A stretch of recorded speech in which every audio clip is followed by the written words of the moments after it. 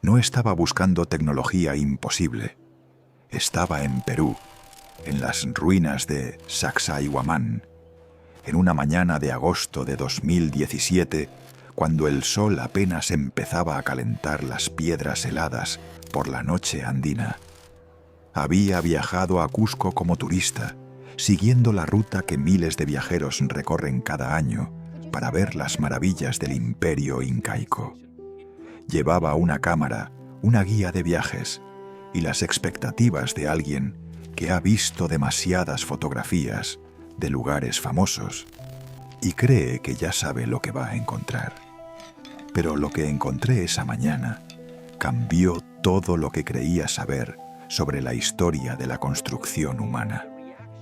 Me detuve frente a uno de los bloques megalíticos que forman las murallas de la fortaleza. El bloque tenía aproximadamente 4 metros de altura y pesaba, según los carteles informativos, más de 120 toneladas. Era piedra caliza, de un color gris verdoso, característico de la región, y encajaba con las piedras adyacentes con una precisión que desafiaba toda explicación. Me arrodillé para examinar la junta entre dos bloques. Lo que vi me dejó paralizado. No había espacio. No había el menor hueco entre las dos piedras. Ni siquiera podía introducir la hoja de un papel en la unión. Las superficies de contacto eran perfectamente complementarias, cada curva de una piedra correspondiendo exactamente a la curva opuesta de la otra, como si hubieran sido moldeadas juntas, en lugar de talladas por separado. Saqué mi navaja del bolsillo y la deslicé por la junta, buscando algún punto donde pudiera penetrar. No lo había. La unión era absolutamente hermética a lo largo de toda su extensión. Varios metros de contacto perfecto entre superficies que no eran planas, sino onduladas, irregulares, con ángulos y curvas que ninguna herramienta conocida podría haber tallado con esa precisión. Miré a mi alrededor. Había docenas de bloques similares, todos encajando con la misma imposible perfección.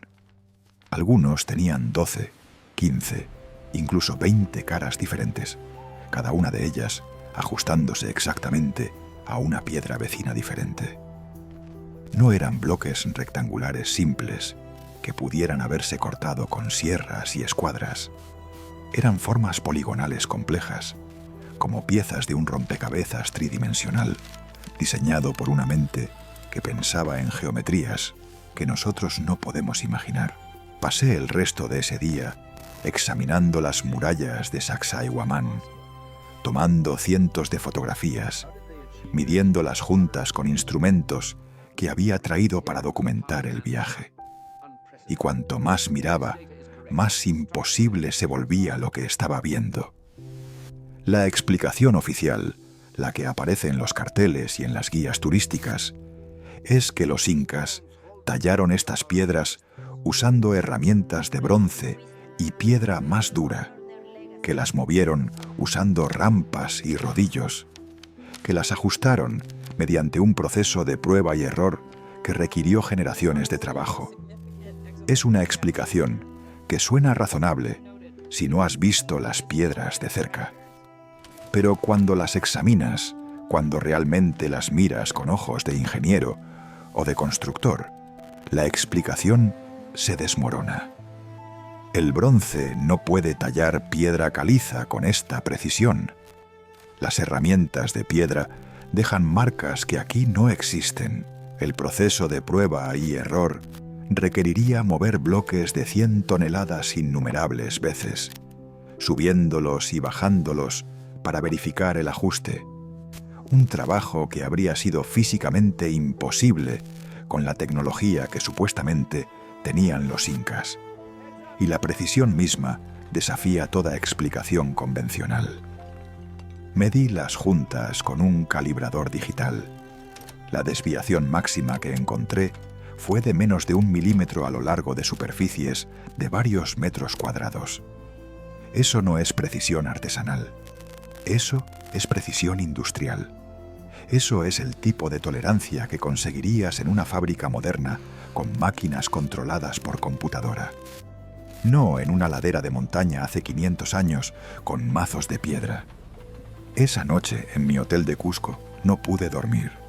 Empecé a buscar información sobre técnicas de construcción antiguas, buscando alguna explicación que pudiera reconciliar lo que había visto con lo que me habían enseñado. Y fue entonces cuando encontré la primera referencia a la piedra líquida. El término apareció en un artículo académico de un químico francés llamado Joseph Davidovits, publicado en los años 80. Davidovits había desarrollado una teoría radical sobre la construcción de las pirámides de Egipto. Argumentaba que los bloques de las pirámides no habían sido tallados y transportados, sino fabricados in situ, usando una técnica que él llamaba geopolimerización. La idea era simple pero revolucionaria. En lugar de cortar piedra, los antiguos constructores creaban una mezcla líquida de materiales naturales que al fraguar se convertía en piedra artificial indistinguible de la piedra natural. Era, en esencia, piedra líquida, piedra que podías verter en moldes, que se adaptaba perfectamente a cualquier forma, que fraguar para crear uniones absolutamente herméticas con las piedras adyacentes. La teoría de Davidovits fue recibida con hostilidad por la comunidad arqueológica. Fue acusado de charlatanería, de buscar publicidad, de proponer fantasías sin fundamento científico. Pero cuando leí sus trabajos, cuando examiné la evidencia que presentaba, encontré algo que la crítica convencional no mencionaba. Davidovits era un científico serio, con décadas de experiencia en química de materiales, con patentes en geopolímeros que son usados hoy en aplicaciones industriales. No era un aficionado inventando teorías conspirativas. Era un experto proponiendo una hipótesis basada en análisis químicos de los materiales de construcción antiguos. Y sus análisis mostraban algo extraordinario. Las piedras de las pirámides, cuando las examinabas a nivel microscópico, mostraban características que no correspondían a piedra natural. Mostraban burbujas de aire atrapadas en la matriz mineral. Mostraban variaciones en la densidad que sugerían un proceso de fraguado gradual. Mostraban, en otras palabras, las señales reveladoras de un material que había sido líquido antes de solidificarse. Busqué estudios similares sobre las piedras de Sacsayhuamán. Lo que encontré fue un vacío. Muy pocos científicos habían examinado los megalitos peruanos con las mismas técnicas que Davidovits había aplicado a las pirámides. Y los pocos estudios que existían eran contradictorios, con algunos investigadores reportando anomalías similares a las de Egipto y otros negando que hubiera nada inusual. Pero había algo más perturbador que la falta de estudios.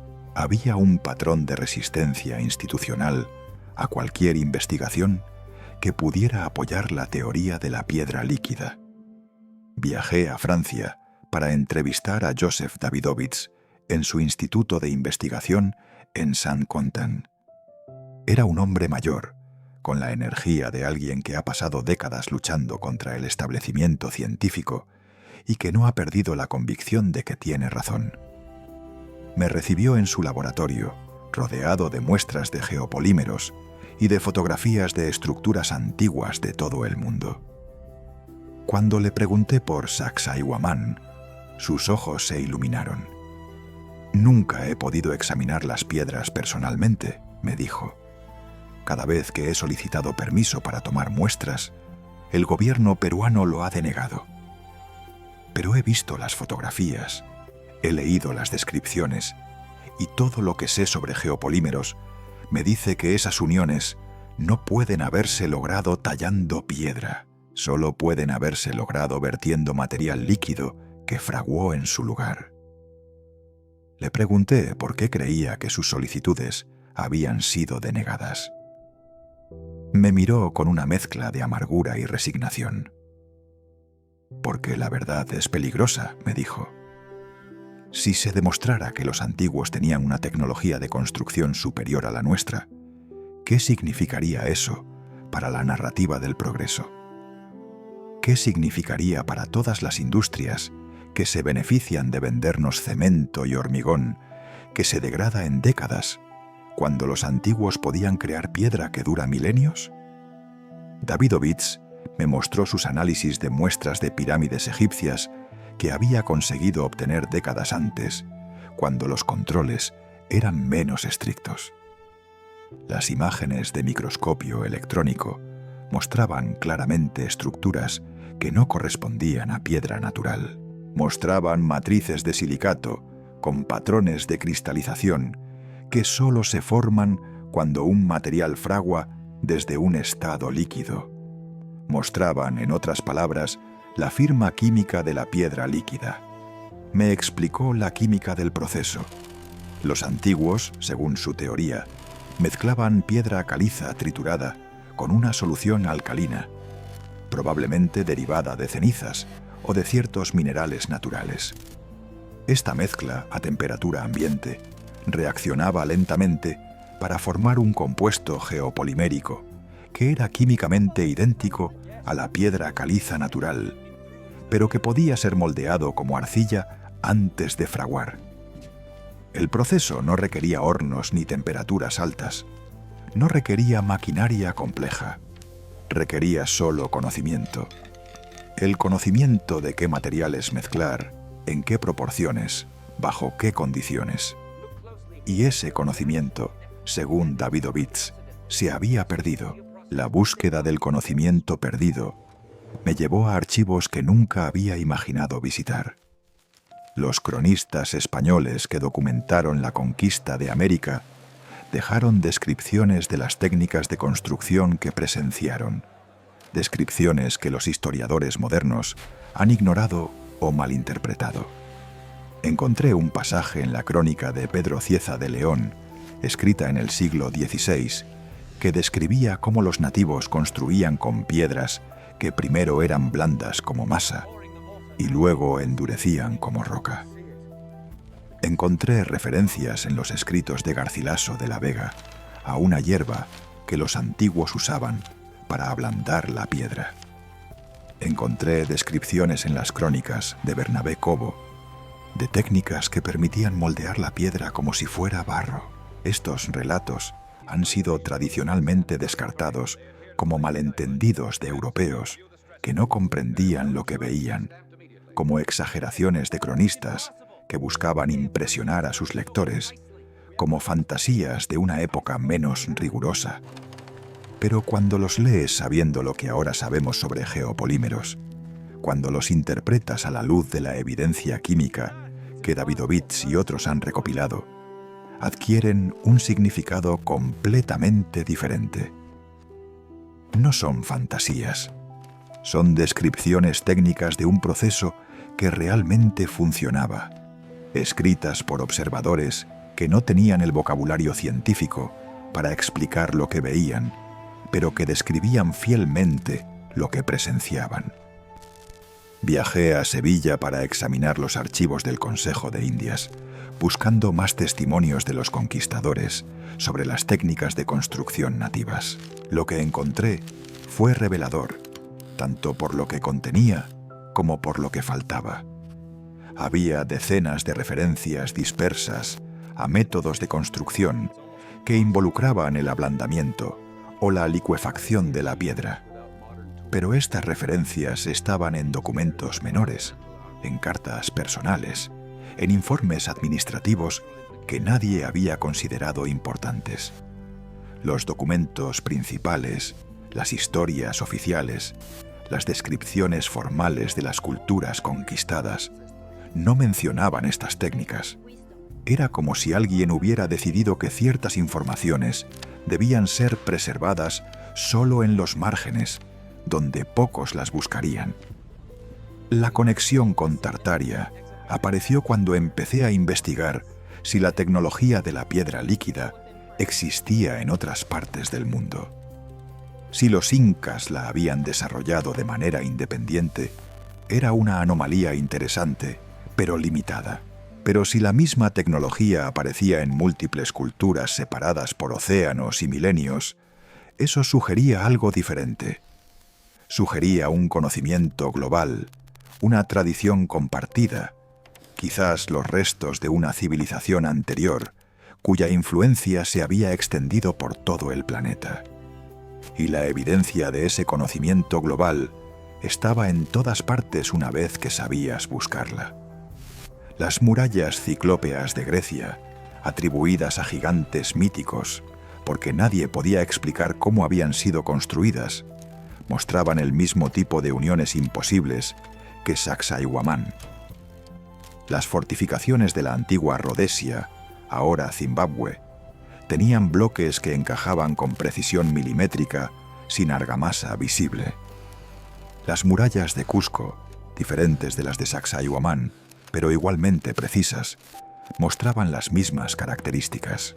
Y en Asia, en los territorios que los mapas antiguos identificaban como Grande Tartarie, había estructuras que los exploradores europeos del siglo XIX describían con el mismo asombro que los conquistadores españoles habían expresado ante las obras incaicas. Encontré un informe de un ingeniero ruso que viajó a Siberia en 1843 para evaluar la posibilidad de construir un ferrocarril a través del continente.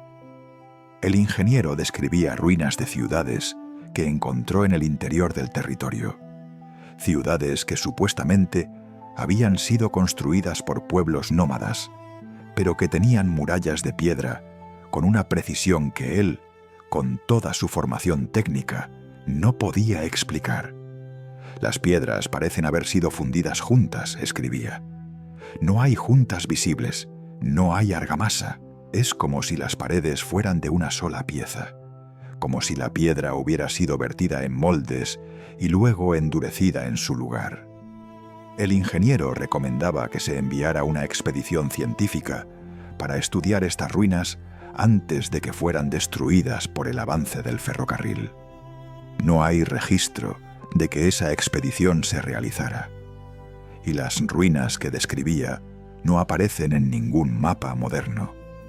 La supresión del conocimiento de la piedra líquida comenzó, según pude reconstruir durante el siglo XIX, exactamente el período en que la industria del cemento Portland estaba siendo establecida. El cemento Portland fue patentado en 1824 por Joseph Astin, un albañil inglés que desarrolló un proceso para crear un material de construcción artificial quemando piedra caliza y arcilla a altas temperaturas. El cemento Portland se convirtió rápidamente en el material de construcción dominante del mundo industrial, la base del hormigón que usamos para todo, desde edificios hasta carreteras. Es una industria de billones de dólares, una de las más grandes del planeta. Y tiene un problema fundamental que sus promotores prefieren no discutir. El cemento Portland se degrada. Las estructuras de hormigón moderno tienen una vida útil de 50 a 100 años antes de que empiecen a deteriorarse. Requieren mantenimiento constante, reparaciones frecuentes, eventual demolición y reconstrucción. Es un material que genera demanda continua porque no dura. Compáralo con las estructuras antiguas que he descrito. Las murallas de Sacsayhuamán tienen más de 500 años y no muestran signos de deterioro. Las pirámides de Egipto tienen más de 4000 años y siguen en pie. Las murallas ciclópeas de Grecia han sobrevivido terremotos, guerras e invasiones durante más de 3 milenios. Si estas estructuras fueron construidas con piedra líquida, con geopolímeros que son químicamente estables y no se degradan con el tiempo, entonces representan una tecnología superior a la que tenemos hoy. Una tecnología que, si fuera recuperada, haría obsoleta toda la industria del cemento. Encontré documentos en los archivos de la Sociedad de Ingenieros Civiles de Londres que sugerían que esta conexión fue reconocida desde muy temprano. Hay correspondencia de las décadas de 1870 y 80 entre industriales del cemento y funcionarios gubernamentales discutiendo la necesidad de establecer el cemento Portland como el estándar exclusivo para construcción pública. Hay memorándums sobre la importancia de desacreditar métodos de construcción alternativos, y hay referencias, veladas pero reconocibles, a la necesidad de asegurar que ciertos conocimientos antiguos no sean redescubiertos. La evidencia de que la piedra líquida funcionaba, de que no era solo una teoría sino una tecnología real que había sido usada a gran escala, estaba dispersa por todo el mundo en estructuras que nadie podía explicar satisfactoriamente. Viajé a Egipto para examinar personalmente las pirámides con la teoría de Davidovits en mente. Lo que vi confirmó todo lo que había leído. Los bloques de la Gran Pirámide no son uniformes como serían si hubieran sido cortados de una cantera. Varían en densidad, en textura, en la distribución de los agregados minerales. Muestran las mismas características que encontrarías en hormigón moderno. Material más denso en el fondo de cada bloque, donde los agregados pesados se habrían asentado. Material más ligero en la parte superior. Burbujas de aire atrapadas en patrones que sugieren un proceso de fraguado gradual. Tomé muestras discretas de material suelto en las superficies de los bloques y las envié a un laboratorio independiente para análisis. Los resultados mostraron exactamente lo que Davidovits había predicho. La composición química era consistente con piedra caliza natural, pero la estructura microscópica mostraba signos de un proceso de solidificación artificial. No era piedra tallada, era piedra fabricada. Viajé a Pumapunku, en Bolivia, uno de los sitios más enigmáticos del mundo antiguo. Los bloques de Pumapunku son de diorita y andesita, materiales mucho más duros que la piedra caliza de las pirámides. La explicación convencional dice que fueron tallados con herramientas de piedra aún más dura, aunque nadie ha podido identificar qué piedra podría ser más dura que la diorita.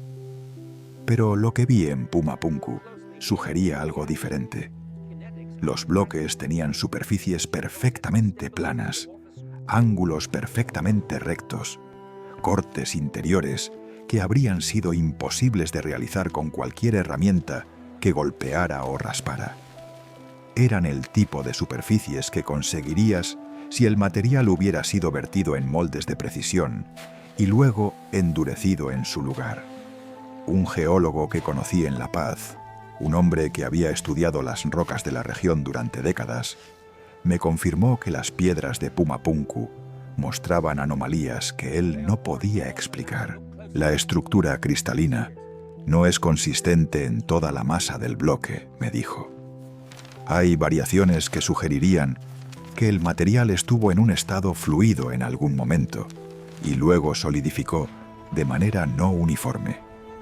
Pero eso es imposible para diorita natural, que solo se forma bajo presiones y temperaturas que no existen en la superficie terrestre. Le pregunté si había publicado estas observaciones. Me miró con una sonrisa triste. Lo intenté una vez, me dijo. El artículo fue rechazado por todas las revistas a las que lo envié. Me dijeron que mis conclusiones eran incompatibles con el conocimiento establecido, que debía haber cometido un error en mis observaciones. Aprendí a no insistir. La destrucción deliberada de la tecnología de la piedra líquida ocurrió, según pude reconstruir, en múltiples lugares y épocas, siguiendo un patrón que sugería coordinación, o al menos coincidencia de intereses.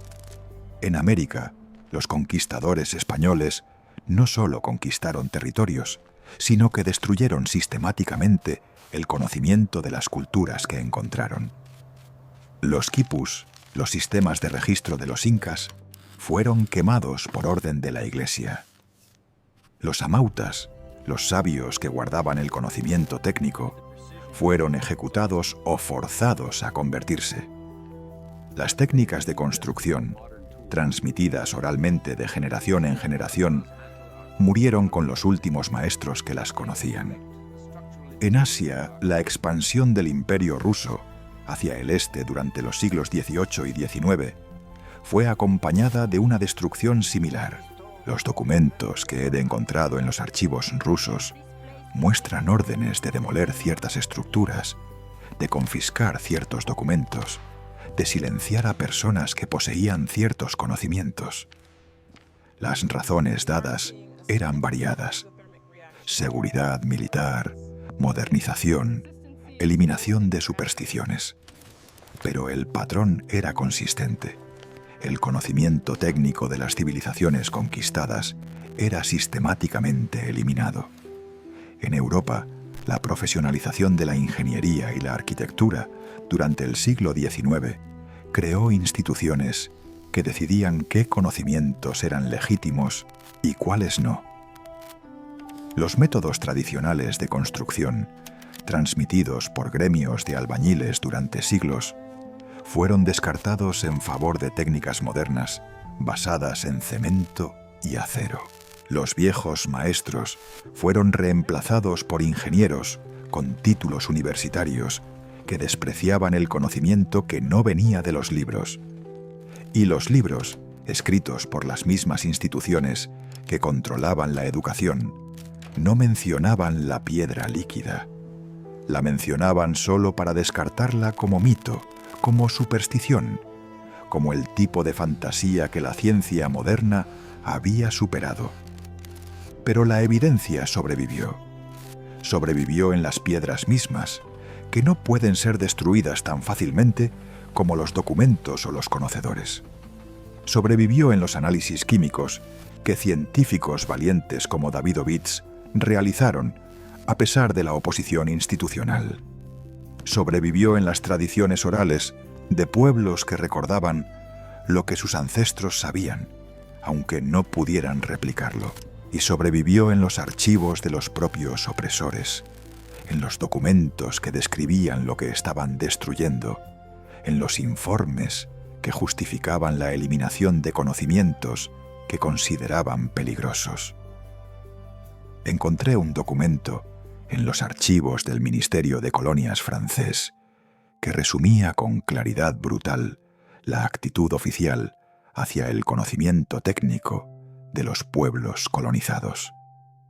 Era un memorándum de 1887, dirigido a los administradores coloniales en Indochina, discutiendo cómo manejar los métodos de construcción tradicionales que todavía se usaban en la región. Los métodos nativos son en algunos aspectos superiores a los nuestros, admitía el memorándum. Pero permitir que continúen en uso socavaría la autoridad de nuestros ingenieros y la demanda de nuestros materiales. Es preferible reemplazarlos con métodos franceses, aunque estos sean menos duraderos, porque así aseguramos nuestra influencia y nuestro mercado. Este memorándum no era una anomalía, era la expresión de una política que se aplicó en todo el mundo colonial, una política de reemplazo sistemático de conocimientos locales por conocimientos importados, no porque los importados fueran mejores, sino porque su adopción aseguraba la dependencia de los colonizados hacia los colonizadores. La piedra líquida no era solo una técnica de construcción, era parte de un sistema de conocimiento más amplio que incluía geometría avanzada, química de materiales, comprensión de las propiedades de minerales y plantas que la ciencia moderna apenas está empezando a redescubrir. Los constructores que crearon Sacsayhuamán, las pirámides, Pumapunku, no eran primitivos que lograron resultados extraordinarios mediante fuerza bruta y tiempo ilimitado. Eran científicos e ingenieros de una tradición que entendía el mundo de manera diferente a como lo entendemos nosotros, pero no inferior, quizás superior en algunos aspectos fundamentales. Sus estructuras han durado milenios, mientras las nuestras se degradan en décadas. Sus materiales no contaminan, mientras los nuestros son una de las mayores fuentes de emisiones de carbono del planeta. La producción de cemento Portland genera aproximadamente el 8% de todas las emisiones globales de CO2. Si tuviéramos la piedra líquida, si pudiéramos crear materiales de construcción que duraran indefinidamente sin degradarse, que no requirieran las enormes cantidades de energía necesarias para quemar piedra caliza a temperaturas de más de 1000 grados, la huella ambiental de la construcción se reduciría drásticamente. Pero no tenemos esa tecnología. O más precisamente, la tuvimos y la perdimos. La perdimos porque alguien decidió que era más rentable vendernos materiales que se degradan, que requieren reemplazo constante, que nos mantienen dependientes de industrias que extraen recursos, que queman combustibles, que contaminan el aire y el agua para producir productos inferiores que luego tenemos que comprar una y otra vez. Hay científicos hoy que están intentando redescubrir la piedra líquida. Hay laboratorios que experimentan con geopolímeros, que buscan replicar las propiedades de los materiales antiguos, que intentan entender cómo los constructores del pasado lograron resultados que nosotros no podemos igualar. Pero estos científicos enfrentan los mismos obstáculos que Davidovich enfrentó hace 40 años. Sus trabajos son rechazados por las revistas académicas controladas por instituciones que tienen intereses en mantener el status quo. Sus solicitudes de financiamiento son denegadas por agencias que responden a las mismas industrias que serían amenazadas por sus descubrimientos. Y cuando logran publicar algo, son atacados por críticos que no cuestionan sus datos, sino sus credenciales, que no refutan sus argumentos, sino que impugnan sus motivaciones. El patrón de supresión que comenzó en el siglo XIX continúa hoy. Las industrias que se benefician del cemento Portland, de los materiales que se degradan, de la obsolescencia programada en la construcción, tienen demasiado que perder para permitir que la piedra líquida sea recuperada. Y las instituciones académicas, que deberían ser los guardianes del conocimiento, se han convertido en los guardianes de la ignorancia, protegiendo narrativas establecidas en lugar de buscar verdades incómodas. Las piedras de Sacsayhuamán siguen ahí, testimonio silencioso de lo que es posible. Las pirámides siguen en pie, desafiando a cualquiera que mire de cerca a explicar cómo fueron realmente construidas. Los bloques de Pumapunku yacen esparcidos por el altiplano boliviano, fragmentos de una tecnología que no hemos podido replicar ni comprender. Y en algún lugar, en archivos clasificados, en colecciones privadas, en las memorias de pueblos que todavía recuerdan lo que sus ancestros sabían, los secretos de la piedra líquida esperan a ser redescubiertos. No fueron destruidos completamente. No pueden ser destruidos completamente. Porque la verdad, como la piedra que los antiguos sabían crear, es más duradera que las mentiras que se construyen para ocultarla. La piedra líquida existió. Los constructores que la usaron crearon maravillas que nosotros, con toda nuestra tecnología moderna, no podemos igualar. Y la razón por la que no la tenemos hoy no es que fuera imposible o mitológica, es que alguien decidió que no debíamos tenerla, que era más conveniente para ciertos intereses que dependiéramos de materiales inferiores que enriquecen a industrias que controlan nuestra economía y contaminan nuestro planeta. Las piedras recuerdan, aunque a nosotros nos obligaron a olvidar. Y una vez que ves la evidencia, una vez que tocas las juntas imposibles de Sacsayhuamán, una vez que examinas los bloques de las pirámides con ojos que no están cegados por la narrativa oficial, no puedes dejar de ver. La piedra líquida fue real, fue destruida deliberadamente, y su recuperación sería una de las mayores revoluciones tecnológicas de la historia humana. Por eso exactamente nunca permitirán que la recuperemos. Por eso exactamente debemos seguir buscando.